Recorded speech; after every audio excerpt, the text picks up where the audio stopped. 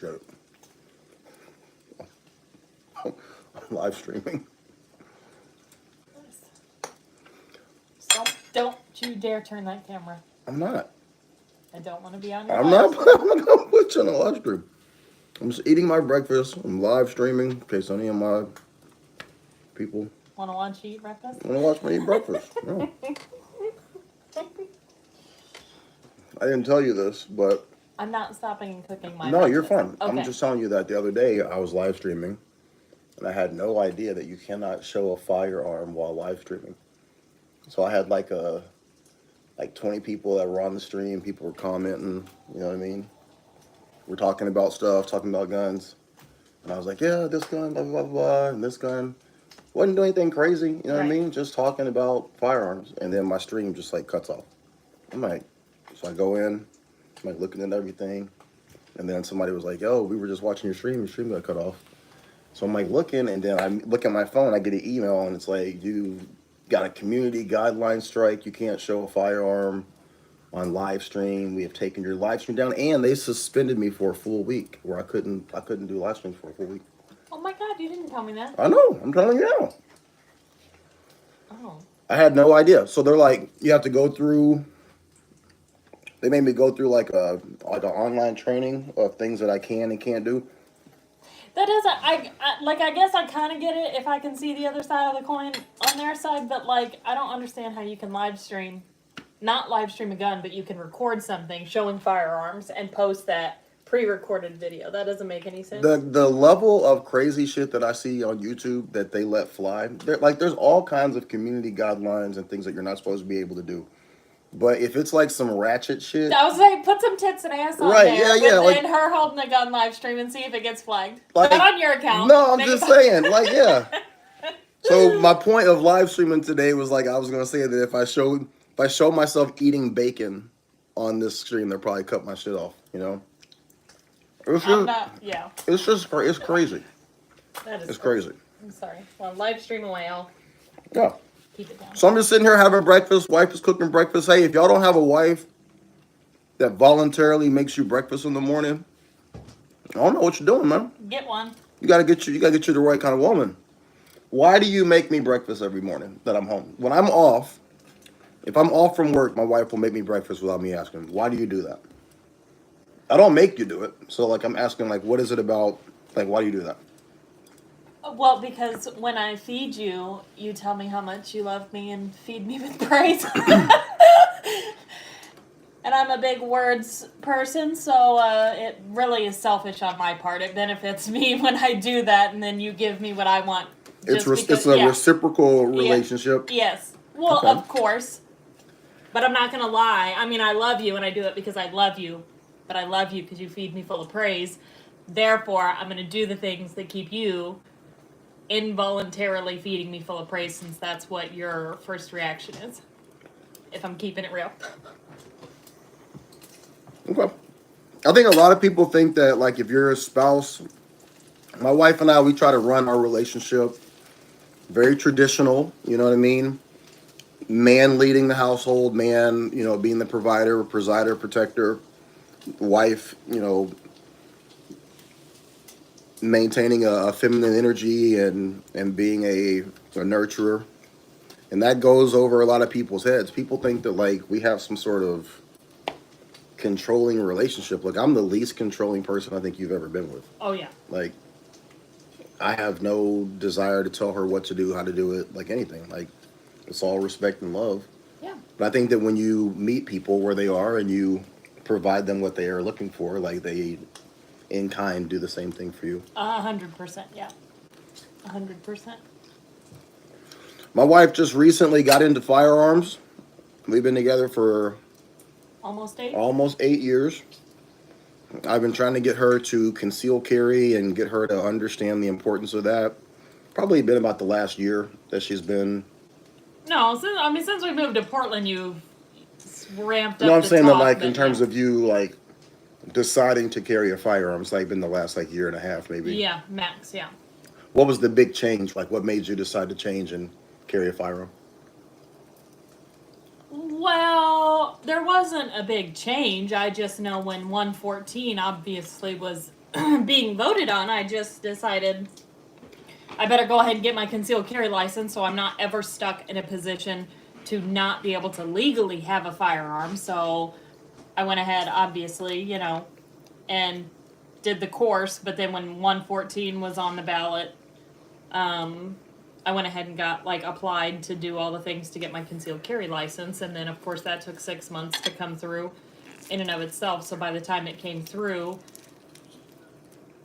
I don't know. I mean, nothing really changed as much as it's just we talked about it a lot. You didn't tell me anything. I just asked a lot of questions that I had and thought about what it would be like to carry. And then once my license came, you and I pretty much were like, it was just kind of something where it was like, okay, let's shoot a gun and see which gun I'm gonna carry. And so there was no big epiphany. No big epiphany. Nothing happened.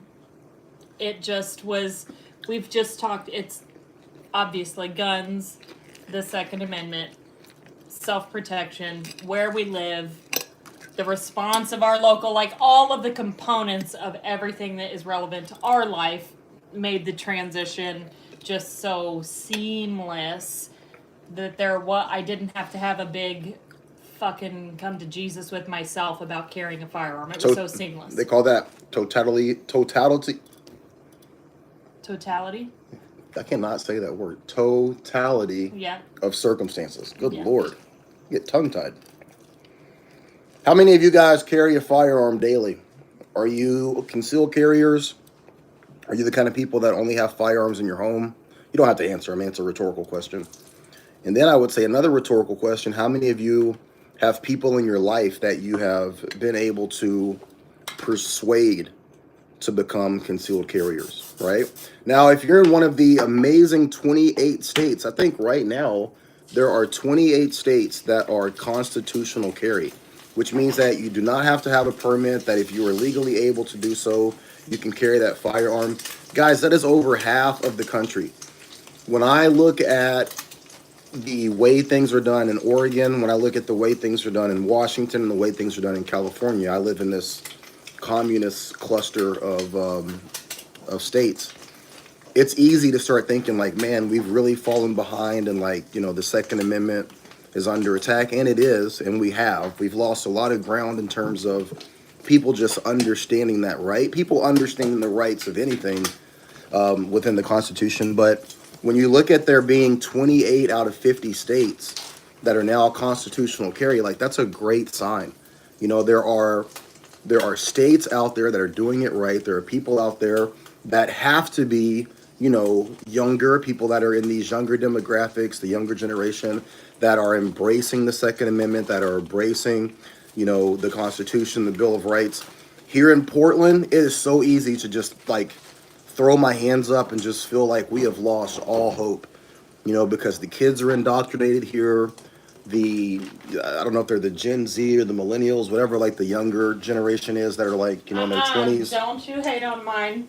Don't I don't know. But that generation, when you're seeing these people here in Portland, you feel like the world is lost. The people out here are fucking crazy. Crazy. The way that they think, the way that they view things, their ideas, their outlook, and that permeates into our local government, our state government, the electorate here. So it's easy to just get super frustrated and feel like we have lost all hope. But when I see that we have 28 states now out of 50 that are doing constitutional carry, I'm like, man, we still got some meat left on the bone. You know what I mean? So it's important for us, people who work, for me, I work in the security industry. If you work in the security industry, if you're military, if you're law enforcement, if you're a person that preps, if you're a person that tries to be, prepared, you have to talk about these things. I know that we've gone through, 4 years of not wanting to go back down that rabbit hole that we had in 2020, where no one can have a conversation at Christmas. No one can have a conversation at Thanksgiving. Everything's blowing up. People are cutting each other off. You're blocking your family on Facebook because you have, diametrically opposing political beliefs. The thought process over the last couple of years has been, okay, we're just not going to talk about it. I'm going to vote the way that I'm going to vote. You're going to vote the way that you're going to vote. It's going to cancel each other out. I'm going to do what's best for me. You do what's best for you. But we have to continually have these conversations, and you have to find a way to talk about these subjects in a calm manner. You got to post about the fact that you're a firearms owner on your Facebook page. You have to talk about these things on your social media. You have to have these conversations about why it's important for your wife to have a firearm, why it's important for people to understand that in the moment that something happens, the cops aren't going to be there. Case in point, I don't know if you guys saw this. The governor of New York City, who at every turn has continually continually been in defiance against the Supreme Court in allowing the constituents of New York City, and New York State rather, to be able to get their concealed carry license. It's been almost impossible from the onset for people to get their concealed carry license in New York City. So you have the Bruen decision that goes through last year that says, hey, people have a constitutional right to protect themselves. You have to allow them to get their concealed carry license. You had to give all kinds of reasons and jump through all kinds of hoops, and they basically set a bar that was so high that you couldn't pass it, and they were able to deny the vast number of people the ability to carry their firearms. So when the Bruen decision comes down, the governor of New York is like, well, I don't like firearms. I don't think that firearms should have any place in our city. They're too dangerous. People don't need access to them, even though the Supreme Court told her that she had to do it. So she says, we'll let you get your concealed carry license, but we're going to turn all of New York City into a safe space, right? So Times Square, that's a sensitive place. The stadiums, sensitive place. Any place that you want to eat, sensitive. The subway, sensitive, right? Just defying the Bruen decision. And so over the last couple of months, continually, nothing has really changed, but continually there's been more crime that has happened in the subway system. And they said over the course of January, the amount of assaults, battery, people being harmed, it spiked. It went crazy. Could have something to do with the influx of illegals, but I don't know. Don't quote me, right? So the governor's answer to this was to deploy last week 750 National Guardsmen and over 1,000 police officers to the subway system. Now, when I saw this story, I'm looking at it online and I'm reading it, and there's two soldiers who are holding what looked to be M4s, could be ARs. I wasn't able to tell directly, but assault rifles by all intents and purposes of what the government sees an M4 and an AR-15. National Guardsmen standing at the entrance to the subway system. Now, there's a sign right next to them, and the sign says, and I'm paraphrasing, but almost quoting, in order to enter into this subway system, you are subject to search. You have the right to refuse search. However, if you refuse, you will be asked to leave. If you leave and try to come back with the same bag or container that you refuse search, you will be arrested. What the fuck? The subway system is a public entity. It's paid for by the taxpayers. That is not a private business. Having to give up your Fourth Amendment right so that you can feel protected by the government is literally what the Bill of Rights and the Constitution was written for. That hasn't worked out historically well in any situation. I think Nazi Germany in the 30s comes to mind. Show me your papers, and if you don't, you're going to be arrested. Stop and frisk in New York City is still illegal. So this is basically a reinvention of that. Now, I also have an issue with you being threatened with arrest by the National Guard. I'm sorry, I don't remember there being a martial law declaration being declared by the governor of New York. And the amount of people that vote in a line far left, I'm just calling it like it is. People get an attitude with me when I say the people on the left. Listen, I don't have a dog in this fight other than to just call it how it is. The people on the left are the ones who are constantly giving up their own personal rights at the promise that the government is going to do something for them. And I'm going somewhere with this. So all this happens last week. 750 National Guards troops, and you can see all these news stories. You know, the guardsmen are walking around in their uniforms. Shout out to the military. I'm a disabled veteran. I got my fucking dog tags on right here. Okay? No disrespect. 1,000 police officers.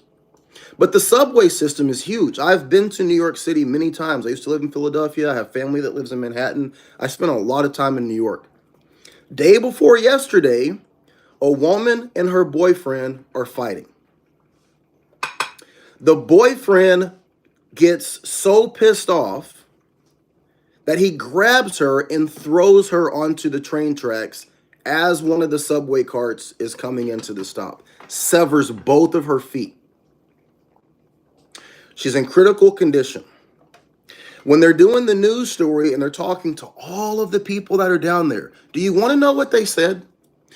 Two people, particularly in one of the news stories that I'm watching, the video news story, they said, where's all the military guys? We saw them down there. We saw some military guys. We saw some National Guardsmen over here. They were taking pictures with another news organization. There's 750 of them. There was not one of them here when it happened. Bingo. Bingo. There was not one of them here when it happened.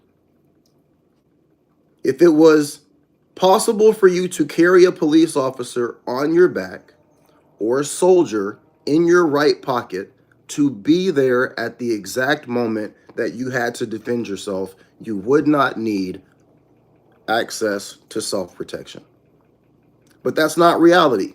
Even in a situation where all eyes are watching the subway system, where there are more cameras being installed as we speak, where the governor has pumped in millions and millions of dollars and sent 750 trained soldiers into the subway system, in addition to 1,000 law enforcement officers, in the exact moment that this lady needed to protect herself from a larger, stronger, more aggressive person, she was on her own, and she was left without a leg to stand on. I'm sorry, but that was funny. That was funny. It is funny, but I have dark humor. Your people may not have dark humor, so that's your. I'm not. Listen, that just came to me. All right, but seriously, what the fuck, man? Yeah, we'll take care of you. Don't worry about it. Slink! Ah, my feet! Get me a soldier. Maybe what the governor was doing was putting soldiers there to provide immediate trauma care. Maybe that's what they're there for. Because they weren't there to help her. Yeah. And so you have to tell you have to share these stories with people. You got to make it real. When my wife and I were living in Missouri, we lived in a relatively small town, pretty safe. You know, we knew everybody. Yeah. Nowhere that we could go where people didn't know us or I didn't know them, right? Right. And so, you know, trying to get across to her the importance of carrying a firearm is kind of, I mean, she was kind of like, yeah, I mean, I don't really see it. Like, I think she understood inherently like danger, but it wasn't like living in Portland. Living in Portland where it's like you got zombies crawling over your fucking fence. Now this is where you and I differ though, because I don't feel any more unsafe here than I did living in Jeff City. Period. Really? Yeah. I think I would have ended up the same way, in enough conversation of carrying in Jeff City, but no, there's nothing about me that feels any more unsafe here. This person says, honestly, you should have someone from the city get on here and speak on the main problem, even if were police on the platform, they can't react. Let me tell y'all something about the city. Hey, will you give me some coffee in this, please? Yep. I have been on, I mean, clearly you guys know I've been on Fox News a lot. I've been on Newsmax. I've been on local news here in Portland. Anytime that they have an opportunity to speak to me, one of the things that they do here in Portland a lot, they gaslight and they placate, right? Yep. So our entire leadership, from the mayor to the district attorney to like all the people that are in charge, they're all white people. They're all white people of a certain demographic that is pretty popular right now. Okay, let's just say that. But they're always talking about minorities. They're talking about black issues. They're talking about, like, caring about, the people of the city. And Equity, so equity. Oh my God, that's the equity and inclusion, and we care. Oh my God, we care. And so there's always these opportunities to, like, do outreach and talk to the black community. So, like, I have a lot of inroads into the news, the news links and stuff. And so early on, they would offer me these opportunities to speak. And most people in Portland, I'm just gonna keep it real. I almost said call a spade, but that would have been pushing so never mind. So when I first got here, like, the only people they want to talk to, and the demographic of black people that are made available to the news organizations here, they fall into one of two spaces. They are intersectionalists, which means that when the conversation comes up about the black community, it has to intersect with, like, LGBTQ. It has to intersect with biopic people of color. It has to intersect into black homelessness. It can never just be about, like, black people. So when the conversation would come up and I would have an opportunity to speak, I would talk about, like, hey, y'all are out here having all these Black Lives Matter protests and doing all this chanting and all this stuff. How does having a bunch of white kids destroy a Starbucks help the black community? I don't see how that's helping at all. How is pushing, gun legislation that is going to criminalize carrying a magazine going to help the black community when the vast majority of black people in this area don't have a understanding of the fact that a magazine can be detached at the base plate, and you have it written that if that base plate comes off, this is a magazine that can be modified or altered, and this is going to be a misdemeanor. They get 3 misdemeanors, that's a felony. Like, you're not putting this information out to people properly. I sat in the discussion between the judges and the attorneys that were going to come up with this gun reform measure 114, and you didn't want to put all the verbiage in there, the language in there. This is going to trip people up. And they would cut my mic.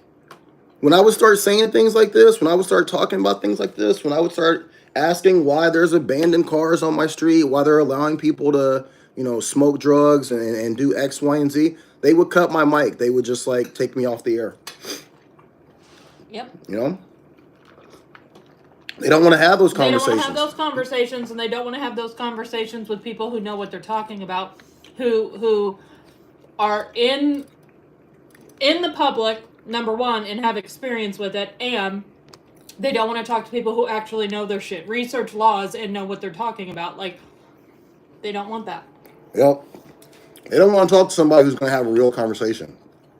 Because you put me on there, dude, they wanted me. I had people that were asking me to run for a House position, run for city council. And I thought about it, but I'm going to be honest with you guys. I would go for broke. Any conversation, any debate, I'm not that guy. I'm on some Trump shit.